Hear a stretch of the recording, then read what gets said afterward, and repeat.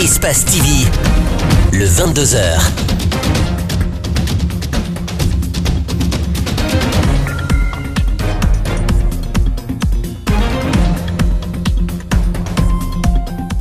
Merci, mesdames et messieurs, de votre fidélité à Espace TV, les 22h, et c'est l'heure de notre grande édition d'information. Bienvenue à toutes et à tous. La semaine prochaine sera aussi une semaine de manifestations. C'est ce qu'a décidé l'opposition républicaine ce mercredi. Réunis au siège de l'UFDG, ses opposants ont annoncé que les femmes marcheront demain jeudi pour exiger que justice soit rendue aux victimes des différentes manifestations politiques. Et puis, la direction des Guinéens de l'étranger s'est penchée sur le sort des Guinéens vivant en Angola, victimes d'arrestation et d'emprisonnement. Les autorités guinéennes entendent dans les prochains jours prendre des mesures pour leur venir en aide. Depuis qu'elle a été institutionnalisée en 2016, c'est bien la première fois que la Journée nationale de la citoyenneté passe inaperçue, alors que les valeurs citoyennes ont plus que jamais besoin d'être promues en Guinée. Pas donc de répit pour l'opposition républicaine qui compte organiser une journée ville morte le mercredi et une marche le jeudi de la semaine à venir. C'est ce qui ressort de sa réunion tenue ce mercredi au quartier général de l'UFDG. Elle a également annoncé les manifestations des femmes de son bord politique dès demain jeudi pour exiger que justice soit rendue aux victimes des précédentes manifestations politiques. Djibril Ba, El Hadj Aliouba. Marcher jeudi prochain et organiser une journée ville morte, voilà la décision de l'opposition qui n'entend pas se décourager. Pourtant, sa dernière manifestation interdite a encore enregistré un bilan macabre.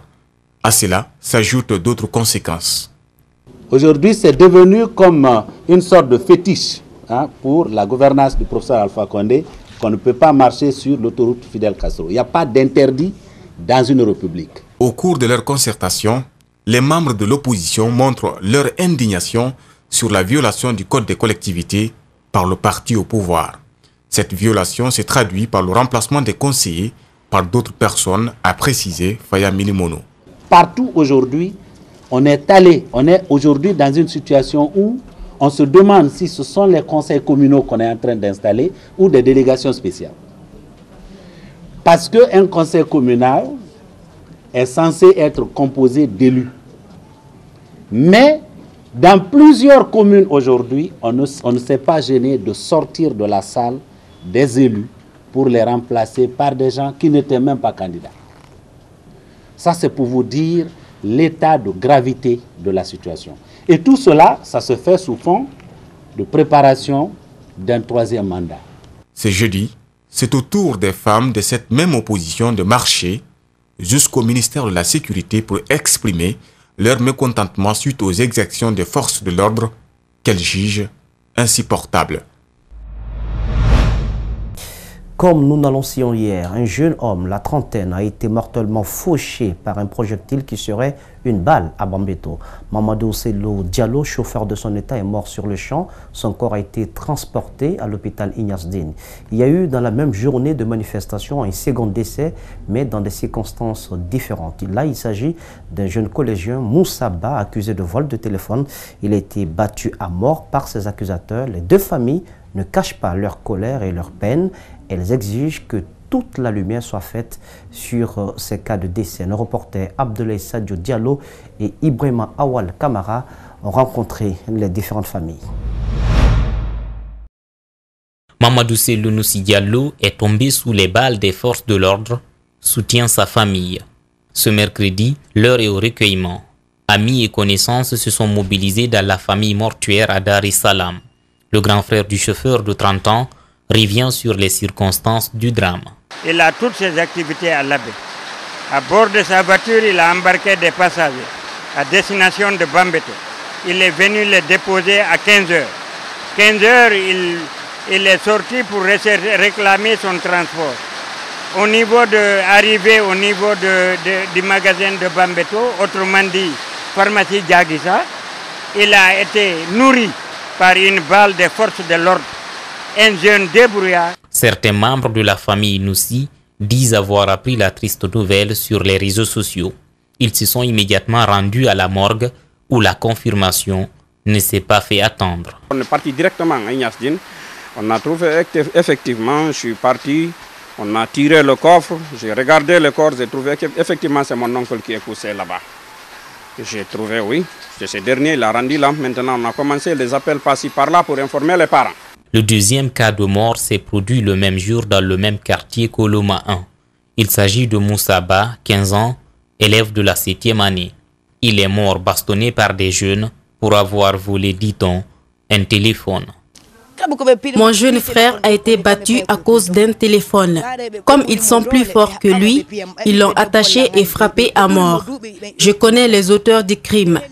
Nous l'avons su le matin quand il était trop tard. Son cou était cassé. La famille va porter plainte. Les deux corps sont à la morgue d'Ignasdine et le programme des obsèques n'est pas encore connu. Les familles des deux victimes réclament toutes justice.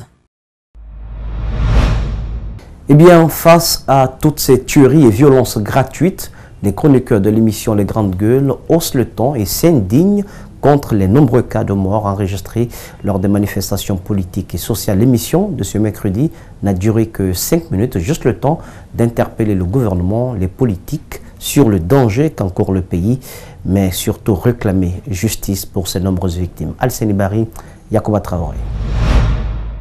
Le morning, les GG, tout sur les dessus de l'actu, les grandes gueules. Les grandes gueules décident de lancer un message fort au peuple de Guinée, d'ici et d'ailleurs.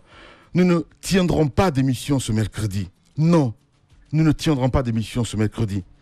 Un mort de plus, un mort de trop. Les grandes gueules ne veulent plus se contenter seulement de dénoncer. Les animateurs décident de marquer le silence. Et quand vous regardez ces jeunes qui sont tombés sur les balles, n'ont rien demandé, juste vivre. Et en tant que médias conscients et médias responsables, on se dit quelque part qu'il fallait rappeler la conscience de tout le monde, à se dire que ça ne pouvait pas continuer comme ça. Oui, nous sommes journalistes, mais avant tout, nous sommes aussi citoyens. Se taire et ne rien faire, c'est quelque part être complice de ces politiques-là. 98 victimes dans les rangs de l'opposition, des morts en Haute-Guinée et en Guinée forestière, mais aussi des forces de l'ordre qui ont succombé lors des manifestations. Trop, c'est trop, s'indigne-t-il. Le message est fort et plein de sens. Ils interpellent l'État, les agents de maintien d'ordre et les hommes politiques, mais aussi les jeunes. Mais ces jeunes qui tombent, si c'est pour des lobbying politiques, je ne sais quoi exactement, pour nous, c'est juste pas normal. Moi, j'en ai marre que ces politiques-là, à chaque manifestation, m'envoient des messages à dire on est à combien de victimes, on est à combien de victimes, c'est juste pas possible. À un moment, je pense que il faut pas que ces jeunes-là se disent oui, ben, on sert pour une cause. Oui, vous pouvez servir pour une cause avec une conviction. Mais ici, à chaque fois, c'est pareil. Je pense qu'il faut revoir un petit peu la stratégie. Parce que la même chose, si c'est avoir des morts à côté, non, merci.